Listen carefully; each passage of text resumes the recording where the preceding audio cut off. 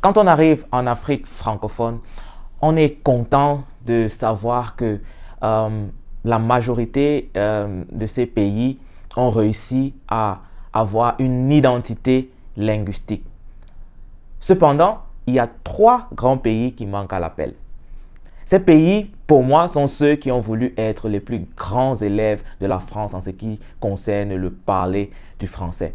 Il s'agit du Cameroun, du Gabon et de la Côte d'Ivoire.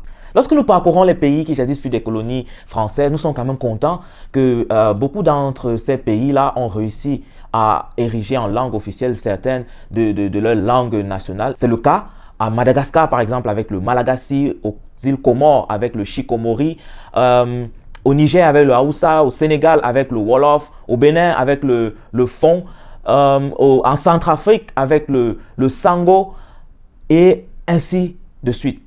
Lorsqu'on regarde la carte linguistique du Cameroun, par exemple, on constate que en dehors de l'anglais et du français, qui sont les langues officielles et également les langues les plus parlées, les langues locales sont quand même assez présentes.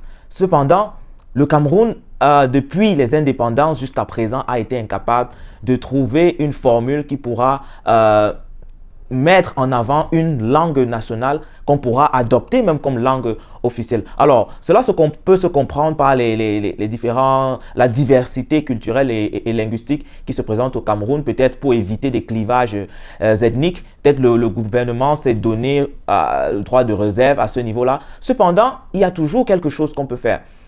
Le Gabon, tel que je l'ai mentionné, le Cameroun et la Côte d'Ivoire sont parmi les seuls pays qui se retrouvent, qui étant à l'étranger, pour ceux qui vivent à l'étranger, ils comprendront exactement ce dont je parle. C'est pratiquement les seuls pays qui étant à l'étranger n'ont pas une langue propre à eux.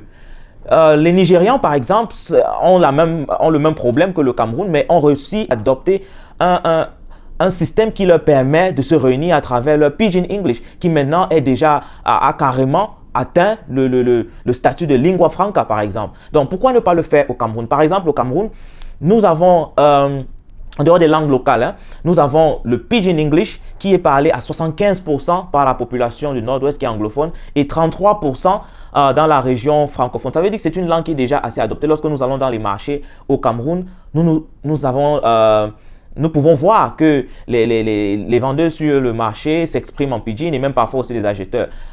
Donc, je crois qu'il faut une certaine volonté politique. C'est vrai, dernièrement, on a parlé du dialogue national et puis après, on nous a mis sur pied une commission du bilinguisme. Pour moi, l'unité passerait plutôt dans le contexte camerounais par l'adoption d'une langue hybride parce que dans le Pidgin, les Camerounais pourront facilement se retrouver. Le problème au Cameroun, le Pidgin que je vantais tout à l'heure, a été taxé de Bush English et aussi même sur les campus, à l'instar du campus de l'université de Boya, c'est une langue qui a été interdite. Mais interdite pourquoi? Les gens se retrouvent à travers ces langues-là, les gens s'identifient à travers ces langues-là, plus que même le français et l'anglais. Donc, pour avoir une certaine unité dans le pays, il faudrait peut-être qu'on songe à adopter une langue hybride qui pourra réunir les populations comme on le voit dans les Antilles, par exemple, avec le créole. En Guinée-Bissau, par exemple,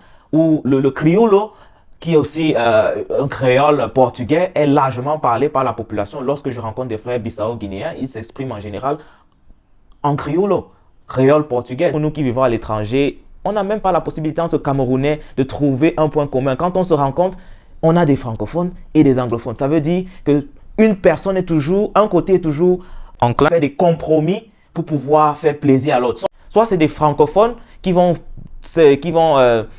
essayer de faire des compromis en parlant anglais pour mettre les anglophones à l'aise, soit ce sont des anglophones qui vont faire des compromis pour parler français afin de mettre les francophones à l'aise. Or, si nous entrons dans un système de Pidgin English, par exemple, qui a ses variantes, le Pidgin English de Mbanga est différent de celui de Kumba, différent de celui de Bamenda, de Boya, ainsi de suite, mais la racine est la même et c'est ce à quoi nous devons prêter le plus attention. En définitive, j'aimerais juste dire à mes frères africains et surtout camerounais, la base serait déjà d'apprendre nos langues locales. Le cas surtout du Cameroun, le camfranglais n'est pas une langue de voyous.